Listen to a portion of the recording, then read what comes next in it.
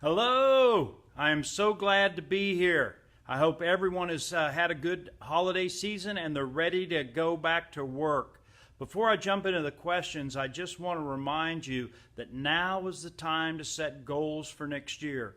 If you haven't set your goals for 2019, then shame on you. You got to do it. Time is wasting. We've got another great year in front of us, and all of us want to make more money, help more people, and have more fun than we've ever had before. And if that's the case, then guess what? We've got to set goals to do that. Now, when I set goals every year, I do it on January 1st. I set it in the area of financial.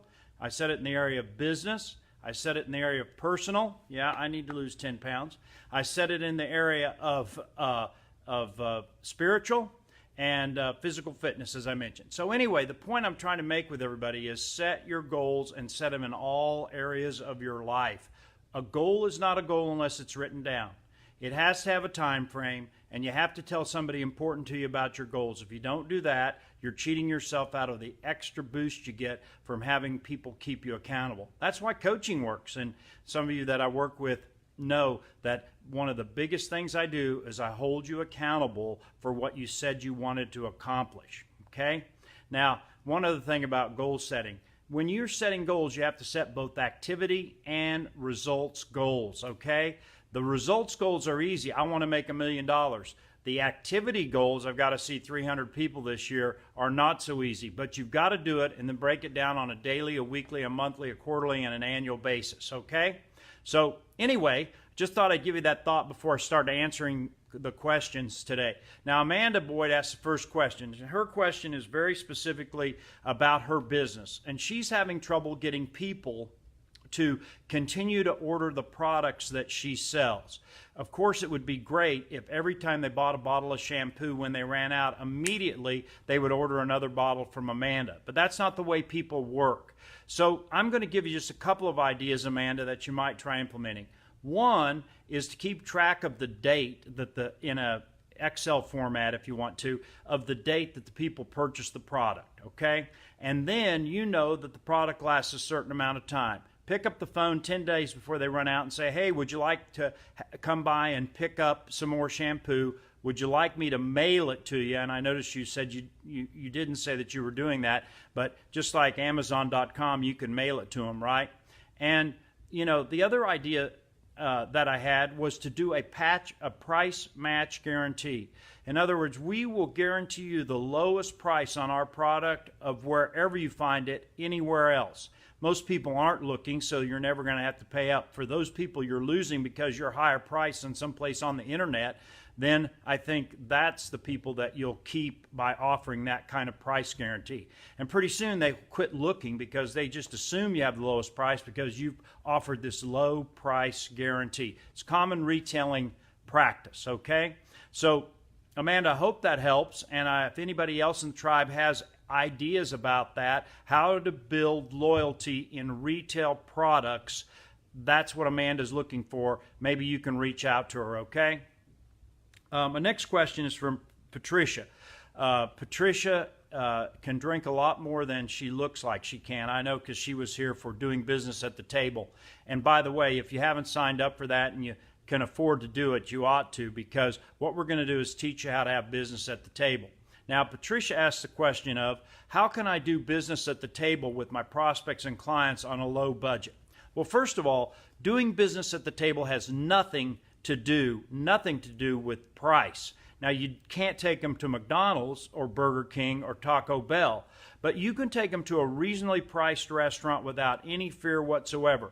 One thing we worry about is that when we entertain a client or a prospect, if we take them to too expensive a restaurant, then what happens is they think we're making too much money off of them. And so I want you to do a low-cost approach always, a reasonable approach always.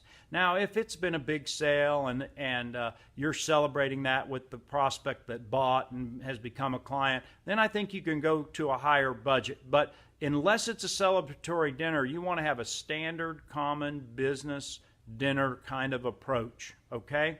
And I hope that answers your question, Patricia. The important part about doing business at the table isn't the budget, it's the planning.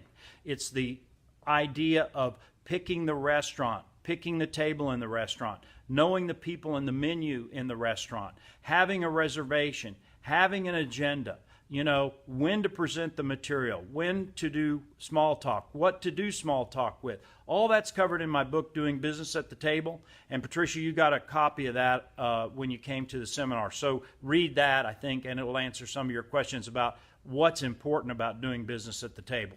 Okay? Now, hold on a second. Tricia asks another question. She's been offered an engagement starting in the spring that will fully consume her time. And the people that are introducing her to the prospect are telling her that her price is too high, and at the same time they're asking for a commission. And of course, that's common in business, and you shouldn't be disappointed. But when you're hiring a contractor, you're usually going to negotiate price unless they are the low-cost provider. No one ever questions me about my coaching fees because I'm the lowest cost provider. If I was the highest cost provider, I'd have to justify those fees in one way or another. And Patricia, I know you're not the low cost provider.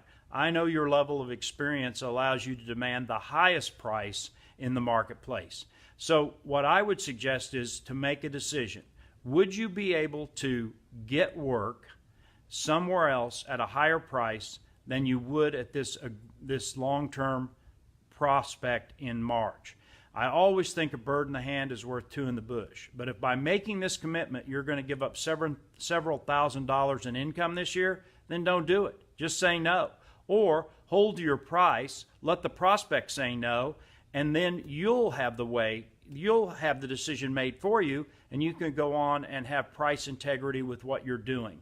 I don't want to talk you out of work, but at the same time, I don't want you to be underpaid. Okay?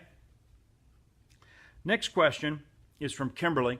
Kimberly's partner is her son. I didn't know that. I didn't know Kimberly was old enough to have a son to be a partner. I assumed your children were all preschool. But anyway, Kimberly, the question she asks is, I know that we are adequately priced in our services. She has spa services. And her son wants her to bring her price down. She doesn't want to bring the price of her services and products down at all. She'd sooner work on the sales process with the staff. How would you approach this if you were me? I want to keep the peace with him too. So most of the time with your business partner, you can make a compromise, right? Because both of you want the same thing. You want more sales and more profit so you can put money down in your jeans to spend on yourself and your family and give back to the community when you have more than you need. That's what we all want. So you have a common goal. So begin the negotiation with your son with this common goal, which is how do we get that? Now, if we lower our prices, we get more customers and we make more money. But if we can sell as much at the higher price, we make even more money. So I'm a believer in selling value, not price. So what you have to do is justify why the price that you're charging is higher than the marketplace, or why it should be equal to the marketplace. You know, there's a famous story about a cobbler, and he told his son that they would always be the leader in the market because they were always going to do something extra for the customer that nobody else would. So at first they gave a free shoe shine when they fixed the shoes. And then they gave one heel free if you replaced the other heel. Then they did that with the soles of the shoes. Then they gave away free shoelaces. You know, and on his dying bed, he said, every 10th job free. But the point is, as long as you're doing something extra for the customer that the competition isn't, you can justify a higher price, or at least a price that's equal to the marketplace. I don't think if I were you, Kimberly, I'd lower my prices. I'd figure out a way to sell value. And I don't think any business consultant would recommend to you to lower prices unless you want rapid growth. Now, I've been in businesses where I was the low-cost provider. And as a low-cost provider, my whole goal was to gain market share so that when I had captured the market share, then I could begin raising prices again. And it was a long-term strategy. And if that's your strategy, that'll work too. But I think I would rather see you in the short term sell value and hold your price based on the quality and the amount of services that you provide. Okay? So Kimberly asks another question. Hang on. This was working so well when I was practicing. Kimberly asked me what I look for in salespeople. I know what the question is. And anyway, Kimberly, I look for this in salespeople. One, I look for their personal skills. Do they look me in the eye? Are they naturally enthusiastic? Do they smile? Now, all these things can be taught, but it's easier if they bring them to the table to begin with, right? Second, I look for a track record of success.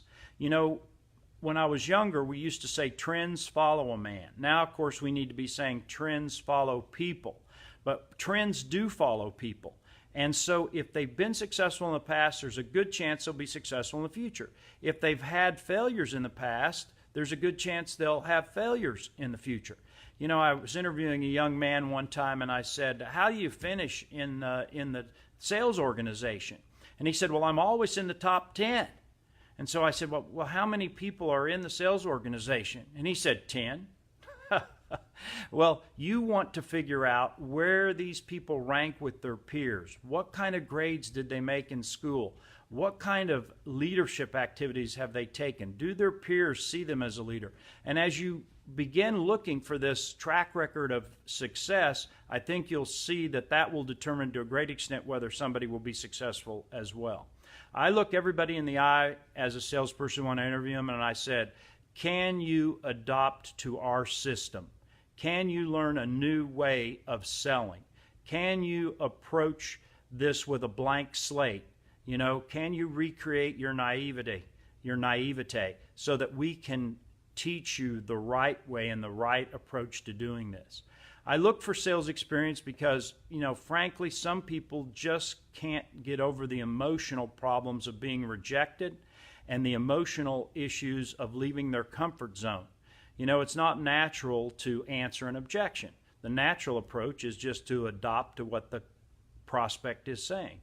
So the unreasonable person has to be willing to leave their comfort zone and confront the objections and confront the questions that the prospect has, okay? So let's go to the next question. Robin, hi Robin. She says, how do you recommend business at the table? Oh, that's Robin's question, business at the table on a low budget. Sorry, I already answered it, okay? Here is Harjap, and I hope I pronounced that right, Harjap. Send me a pronunciation by email or text or on Facebook. You know, send me a smoke signal. But anyway, let me know exactly how to pronounce that. But anyway, here's his question. As a recently started new brand, here's her question, sorry, brand, vegan soap, and other bath and body products maker, I have had awesome response, repeat customers, positive feedback, etc., selling directly to the customer via pop-up shops and farmers markets, etc., where they can try, smell the products, but no luck selling online without prior direct contact. So my question is, how do I grow my sales going forward? Well, there's one way to guarantee sales growth, and that's to see more people. And I don't think that your product lends itself well to being sold online if you don't have high brand recognition. I'll just be honest with you. But you can sell it in person by seeing more people. And then once that you've got to the maximum number of people that you can see, it's time to hire a salesperson. Be generous on the commissions because you're just starting out and you want to acquire new customers.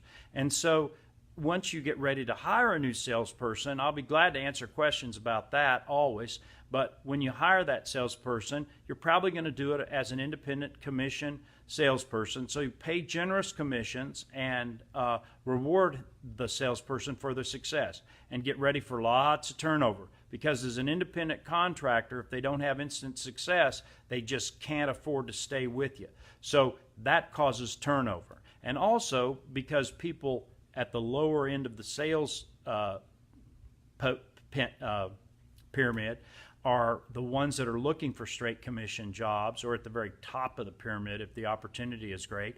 Those people that are looking for straight commission jobs with no guarantee are usually don't have a track record of success already in sales, okay?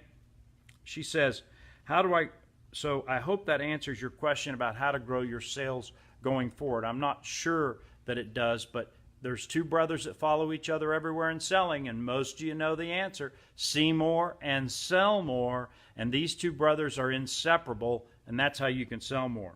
Okay?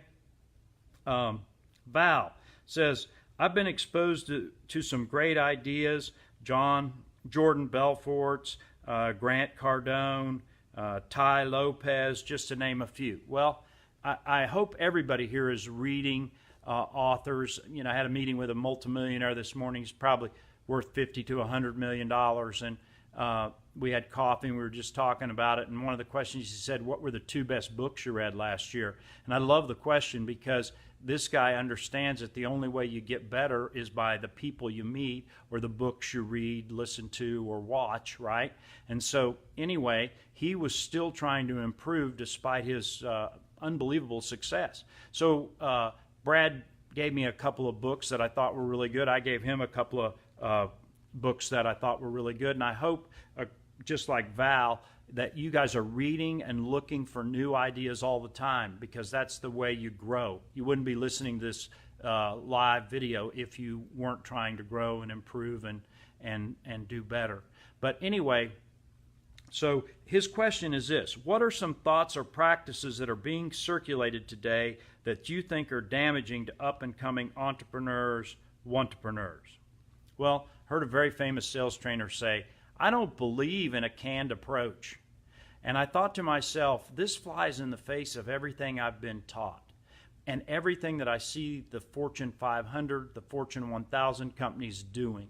There just aren't a lot of big companies that have built successful sales organizations that don't use a canned approach, that don't think about the sales cycle and how to control every step of the sales cycle, that don't follow the practice of seeing more people or qualifying prospects. And so that's a truth, I think, that's out there that is a misnomer. Another one, I think, is that there are get-rich-quick schemes. Time and time again, this is reinforced to me, that wealth is created over a long period of time. It is not created instantly. And instant gratification is rare in business. There are those people that have it, for sure. But most of the time, we have to struggle to get to ultimate success, and that's over a period of time. You know, I was lucky to, that's a bad word, but I was abnormal to be able to create an $80 million transaction for myself in 8 years. That's very short time for that kind of transaction. It just doesn't happen most of the time. You know, Howard Schultz made the Forbes 400 this year. He's $2.5 billion in estimated net worth. The first 17 years he was in business, you've heard me tell the story before, he built up to 3 Starbucks stores. This is 35 years later that he's finally created this kind of wealth. And so if you're thinking short term, that's a mistake, and I think it's something that I hear people put out there. Another thing I hear people saying that I don't agree with is that you can manipulate people into a decision. I'm going to teach you communication techniques, and I'm going to teach you sales techniques that will help you to bring people to a point of decision. But overall, the thing that sells the most is service. Service to the customer and a service attitude. Customers are weird. They can see the dollar signs in your eyes, and they know when you're interested in them and when you're interested in what you're going to make yourself. And the best thing you can do is let the customer know that it's his decision not to buy your product if it doesn't make their life better, if it doesn't help them, if it doesn't meet a need or a want. Service sells like nothing else, and everything else that goes with the communication techniques we teach has nothing to do with manipulation. It has only to do with good, solid communication. Hey, I'm going to interrupt myself because I'm dying to tell you this. You know, I went to Dublin over the holidays, and I heard a lot of Irish jokes. Most of them I had heard before, but I heard a new one that I want to share with you. You know, Patty told me that he went to the vet, and he took his goldfish because he was worried about him, and he told the vet that the goldfish was epileptic. And the vet looked at the goldfish and said, no, this goldfish is perfectly healthy. It looks fine. He was swimming around in the bowl perfectly. And Patty said, Doctor, you got to take him out of the bowl. So anyway, if you don't get that, I'll explain it to you offline, but don't tell anybody you don't get it, because it's really funny. So let's keep going with the questions, okay? Here is a question from Mark. Hi, Tom. How are you doing? My question, how do you motivate your sales team, and how would you motivate technicians in a team? They are also in contact with the clients when things get into more details. Thank you, and wishing you all the best. Funny, Brad and I were talking about that this morning, actually. But so it's interesting. I want to start with employees in general. A company surveyed 400,000 employees. That's a lot. I'm going to say that number again, 400,000 employees. And this is what they found, that the number one thing employees said they wanted was appreciation. Appreciation. You cannot tell people enough, hey, you're doing a good job. And if you guys know my story about geese, when a geese fly in a flock, it's only the geese in the back that are honking. They're honking encouragement for the ones up front flying that are doing the harder work with the aerodynamics, okay? Appreciation. The second thing employees say that they want is to know where the boat is going. So I believe the company is a boat. We're all on the boat together, and everybody needs to know where the boat is going. They want to feel part of the plan. They want to feel like they're going somewhere. Third thing that it's not money. Some of you are sitting there, oh yeah, it's income. Yeah, you're an entrepreneur, you're a salesperson. But employees in general, the third thing that they said they wanted was a sense of being treated fairly. A sense of being treated fairly. And if you have kids or you've worked with kids at all, you've heard them say this, hey, that's not fair. Well, of course, you guys know my philosophy about that. The fair only comes to Tennessee once a year. But the truth of the matter is we all want to be fair, and we all want to give the feeling of being treated fair. But as a leader, your perception of what is fair and your employees' perception of what is fair could be different. So I think you need to get those in line. And I tell every new employee that we hire that every new employee we hire about fair, I deal with the objection up front. The best time to answer an objection is before it comes up, is that I try to be as fair as I can with my employees. But my standard of fair is not necessarily your standard of fair. And so I'm going to try to be as fair as possible. And I think most of the employees here feel like they're treated fairly. But from time to time, because of your perspective, you may not feel that way. I hope you'll feel free to come to me, talk to me, and see if we can't resolve it, okay? Because employees don't leave companies. Usually they leave bosses. Unless they are just not financially earning what they could in the marketplace, they stay where they are because they like where they are. And so those are the three things that you have to keep evermost in your mind. And let me tell you what a bad job we do with that in America, of keeping those three things foremost in our mind. Only 17% of all employees are fully engaged. 17%. 19% are actually criminally harmful to your business because of their disengagement. Okay? And so we all, as entrepreneurs, as we hire people, can remember appreciation, know where the boat is going, a sense of being treated fairly, okay? Now, specifically salespeople, how do you motivate them? I tend to find that incentives work. Incentives work with children, they work with adults. And so I try to set up incentives to change behavior. If I want my people to see more prospects, I put an incentive around seeing more prospects. If I want them to close a higher percentage of deals, I put an incentive around the closing percentage. The point is that whatever activity you want to incent, you can. And as a manager, this will help you motivate your salespeople. The other thing I've found that motivates salespeople, and if it doesn't, they shouldn't be in sales, is competition. And so I set up contests all the time between individuals, between groups of individuals, between teams. And so when you're setting up these incentives and you're setting up these contests, you're motivating your salespeople.